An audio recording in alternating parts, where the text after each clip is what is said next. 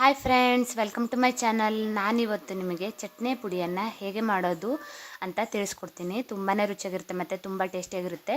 ದೋಸೆ, ರೊಟ್ಟಿ ಹಾಗೆ ಚಪಾತಿಗೆ ಒಂದು ಬೆಸ್ಟ್ ಕಾಂಬಿನೇಷನ್ ಅಂತಲೇ ಹೇಳ್ಬೋದು. ಯಾವಾಗಲೂ ಸೈಡ್ ಡಿಶ್ ಮಾಡ್ತಾ ಇರೋಕ್ಕೆ ಆಗಲ್ಲ ಈ ಬ್ಯುಸಿ ಲೈಫಲ್ಲಿ. ಹಾಗಾಗಿ ಈ ಥರ ಒಂದು ಚಟ್ನಿ ಪುಡಿಯನ್ನು ನೀವು ಮಾಡಿಟ್ಕೊಂಡ್ರೆ ಖಂಡಿತ ತುಂಬಾ ಚೆನ್ನಾಗಿರುತ್ತೆ. ಅದರಲ್ಲೂ ತೆಂಗಿನ ಎಣ್ಣೆ ಜೊತೆ ಅದನ್ನು ಹಾಕಿ ಕಲಸಿ ತಿನ್ನೋದ್ರಿಂದ ಟೇಸ್ಟ್ ಕೂಡ ಮತ್ತಷ್ಟು ಜಾಸ್ತಿ ಆಗುತ್ತೆ. ಹೇಗೆ ಮಾಡೋದು ಅಂತ ತೋರಿಸ್ತೀನಿ. ಮೊದಲೇದಾಗಿ ನಾನು ಇಲ್ಲಿ 1 ಕಪ್ ಆಗುವಷ್ಟು ಕಡಲೆಬೇಳೆಯನ್ನು ತಗೊಂಡಿದ್ದೀನಿ. ಅದು ಕೆಂಪು ಬಣ್ಣ ಬರೋವರೆಗೂ ಚೆನ್ನಾಗಿ ಹುರ್ಕೋಬೇಕು. ಸ್ವಲ್ಪ ಕೂಡ ಕೈ ಬಿಡದೇನೆ ಈ ರೀತಿ ಚೆನ್ನಾಗಿ ಸರಿಯಾದ ಪ್ರಮಾಣದಲ್ಲಿ ಎಲ್ಲದೂ ಚೆನ್ನಾಗಿ ಹುರ್ಕೋಬೇಕು. ನೋಡ್ತಾ ಇರ್ಬೋದು, 1 ಕಪ್ನಷ್ಟು ಅಳತೆ ತಗೊಂಡಿದ್ದೀನಿ. ನೀವು ಅದೇ ರೀತಿ ಅಳತೆಯಲ್ಲಿ ಮಾಡ್ಕೊಳ್ಳಿ.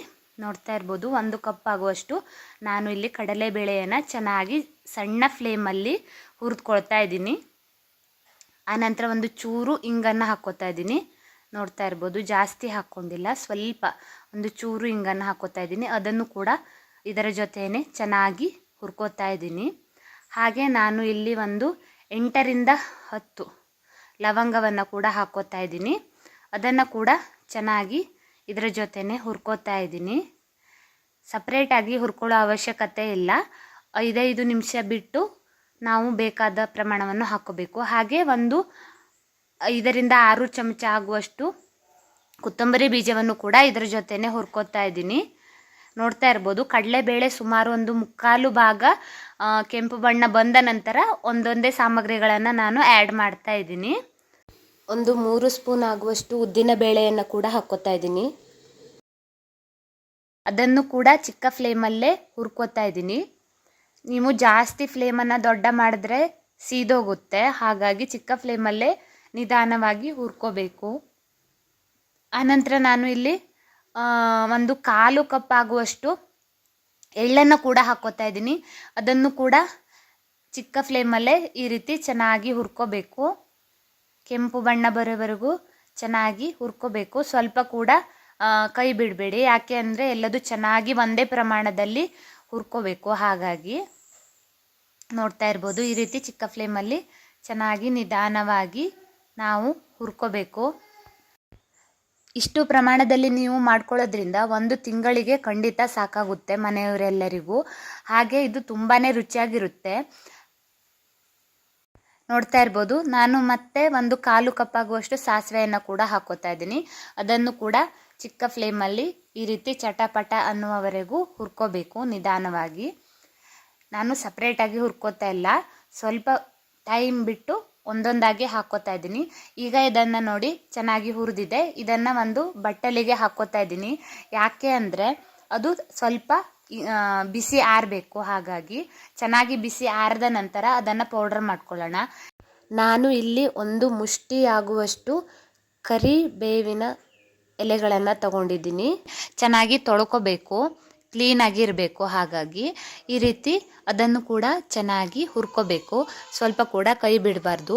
ಅದು ಒದ್ದೆಯಾಗಿ ಇರೋದ್ರಿಂದ ಸ್ವಲ್ಪ ಟೈಮ್ ಜಾಸ್ತಿ ತಗೊಳುತ್ತೆ. ಅದು ಗರಿ ಗರಿ ಆಗೋವರೆಗೂ ನಾವು ಚೆನ್ನಾಗಿ ಹುರ್ಕೋಬೇಕಾಗುತ್ತೆ. ಈ ರೀತಿ ಚೆನ್ನಾಗಿ ನೀಟಾಗಿ ನೀವು ಹುರ್ಕೋಬೇಕು. ನೋಡ್ತಾ ಇರ್ಬೋದು, ಕರಿಬೇವಿನ ಸೊಪ್ಪನ್ನು ಹಾಕೋದ್ರಿಂದ ರುಚಿ ಕೂಡ ತುಂಬಾ ಚೆನ್ನಾಗಿರುತ್ತೆ ಕೂಡ. ಹಾಗೆ ಹೆಲ್ತ್ಗೆ ಕೂಡ ತುಂಬ ಒಳ್ಳೆಯದು. ನೋಡ್ತಾ ಇರ್ಬೋದು, ಈ ರೀತಿಯಾಗಿ ಗರಿ ಗರಿಯಾಗಿ ಹುರ್ಕೋಬೇಕು. ನೋಡಿ ಎಷ್ಟು ಚೆನ್ನಾಗಿ ಗರಿ ಗರಿ ಆಯಿತು ಅಂತ. ನಾವು ಅದನ್ನು ಮುಟ್ಟಿದಾಗ ಅದು ಪೌಡರ್ ರೀತಿ ಆಗಬೇಕು. ಯಾಕೆಂದರೆ ಮಿಕ್ಸಿಯಲ್ಲಿ ಹಾಕಿ ನಾವು ನುಣ್ಣಗೆ ಪೇಸ್ಟ್ ಮಾಡ್ಕೋಬೇಕಾಗುತ್ತೆ. ಹಾಗಾಗಿ ನೀವು ಚೆನ್ನಾಗಿ ಹುರ್ಕೋಬೇಕು. ಈ ರೀತಿ ಚೆನ್ನಾಗಿ ಹುರ್ಕೋಬೇಕು. ನೋಡಿ ಎಷ್ಟು ಚೆನ್ನಾಗಿ ಹುರಿದಿದೆ ಅಂತ, ಪೌಡರ್ ರೀತಿ ಆಗ್ತಾ ಇದೆ. ಈಗ ಇದನ್ನು ಕೂಡ ನಾವು ತಣಿಯೋಕ್ಕೆ ಬಿಡಬೇಕು. ಈಗ ನಾನು ಒಂದು ಮಿಕ್ಸಿ ಜಾರಿಗೆ ಎಲ್ಲ ಹುರಿದಿಟ್ಕೊಂಡಿರುವಂತಹ ಸಾಮಗ್ರಿಗಳನ್ನು ಹಾಗೆ ಕರಿಬೇವಿನ ಸೊಪ್ಪನ್ನು ಹಾಕೋತಾ ಇದ್ದೀನಿ. ನುಣ್ಣಗೆ ಪೇಸ್ಟ್ ಮಾಡ್ಕೋಬೇಕು. ನೀರೆಲ್ಲ ಹಾಕಬೇಡಿ, ನೀಟಾಗಿ ನುಣ್ಣಗೆ ಪೇಸ್ಟ್ ಮಾಡ್ಕೊಳ್ಳೋಣ. ನೋಡಿ, ರುಚಿಗೆ ತಕ್ಕಷ್ಟು ಉಪ್ಪನ್ನು ಕೂಡ ಹಾಕ್ಕೋತಾ ಇದ್ದೀನಿ. ಈ ರೀತಿಯಾಗಿ ನುಣ್ಣಗೆ ಪೇಸ್ಟ್ ಮಾಡ್ಕೊಂಡಿದ್ದೀನಿ. ಈಗ ನಿಮಗೆ ಖಾರ ಎಷ್ಟು ಬೇಕೋ ಆ ಪ್ರಮಾಣದಲ್ಲಿ ಅಚ್ಚ ಖಾರದ ಪುಡಿಯನ್ನು ಹಾಕ್ಕೊಳ್ಳಿ. ನೀವು ಜಾಸ್ತಿ ಖಾರ ತಿನ್ನೋರಾಗಿದ್ದರೆ ಇನ್ನೂ ಸ್ವಲ್ಪ ಜಾಸ್ತಿ ಖಾರದ ಪುಡಿಯನ್ನು ಹಾಕ್ಕೋಬೋದು. ನಾನು ಇಲ್ಲಿ ಸ್ವಲ್ಪ ಪ್ರಮಾಣದಲ್ಲಿ ಮಾತ್ರ ಹಾಕ್ಕೊಂಡಿದ್ದೀನಿ.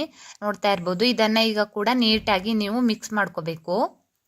ಈ ರೀತಿ ನೀಟಾಗಿ ಮಿಕ್ಸ್ ಮಾಡ್ಕೊಂಡಿದ್ದೀನಿ. ನೋಡ್ತಾ ಇರ್ಬೋದು. ನೋಡಿ ಎಷ್ಟು ಚೆನ್ನಾಗಿ ಬಂದಿದೆ ಅಂತ.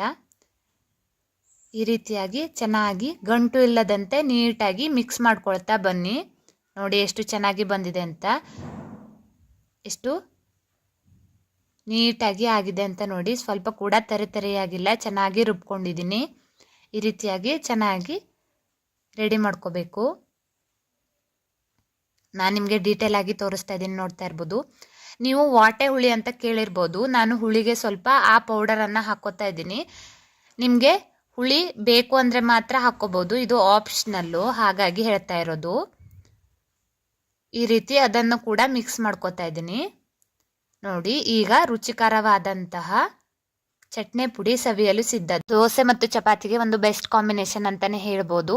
ಅದಕ್ಕೆ ತೆಂಗಿನ ಎಣ್ಣೆಯನ್ನು ಹಾಕ್ಕೊಂಡು ತಿಂದರೆ ತುಂಬಾ ರುಚಿಯಾಗಿರುತ್ತೆ. ನಿಮ್ಮ ಮನೆಗಳಲ್ಲೂ ಒಮ್ಮೆ ಟ್ರೈ ಮಾಡಿ ನೋಡಿ. ನಾನು ಇಲ್ಲಿ ನಿಮಗೆ ನೀರು ದೋಸೆ ವಿಡಿಯೋವನ್ನು ತೋರಿಸ್ತಾ ಇದ್ದೀನಿ. ನೀರು ದೋಸೆಗೆ ಇದು ತುಂಬಾ ಚೆನ್ನಾಗಾಗುತ್ತೆ, ಹಾಗಾಗಿ ನಿಮಗೆ ಡೀಟೇಲ್ ಆಗಿ ವಿಡಿಯೋ ತೋರಿಸ್ತಾ ಇದ್ದೀನಿ. Thanks for watching. ನಿಮಗೆ ಈ ವಿಡಿಯೋ ಇಷ್ಟ ಆದರೆ ಲೈಕ್ ಮಾಡಿ, ಶೇರ್ ಮಾಡಿ, ಕಮೆಂಟ್ ಮಾಡಿ. ಹಾಗೆ ನನ್ನ ಚಾನಲ್ಗೆ ಸಬ್ಸ್ಕ್ರೈಬ್ ಆಗಿ. ಇದೇ ರೀತಿ ಅಡುಗೆ ವಿಡಿಯೋಗಳು ನನ್ನ ಚಾನಲ್ನಲ್ಲಿ ನೋಡೋಕ್ಕೆ ಸಿಗುತ್ತೆ. ಪ್ರತಿಯೊಂದು ವಿಡಿಯೋಗಳನ್ನು ನೋಡಿ ನಿಮ್ಮ ಅನಿಸಿಕೆ, ಅಭಿಪ್ರಾಯಗಳನ್ನು ತಿಳಿಸಿ. Thanks for watching. ನಿಮಗೆ ವಿಡಿಯೋ ಇಷ್ಟ ಆದರೆ ಲೈಕ್ ಮಾಡಿ, ಶೇರ್ ಮಾಡಿ, ಕಮೆಂಟ್ ಮಾಡಿ. ಹಾಗೆ ನನ್ನ ಚಾನಲ್ಗೆ ಸಬ್ಸ್ಕ್ರೈಬ್ ಆಗಿ. Thank you.